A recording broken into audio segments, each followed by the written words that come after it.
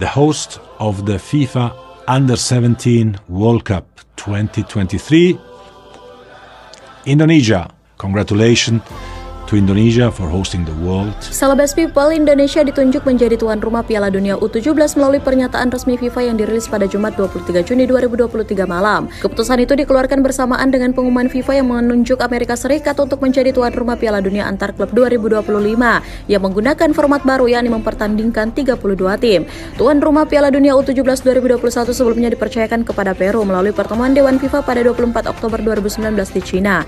Ajang tersebut batal berlangsung pada 2021 karena pandemi COVID-19. Namun Peru kemudian mendapatkan hak menjadi tuan rumah turnamen serupa pada 2023. Namun Peru kemudian gagal memenuhi kesiapan infrastruktur setelah 4 tahun dinyatakan sebagai tuan rumah.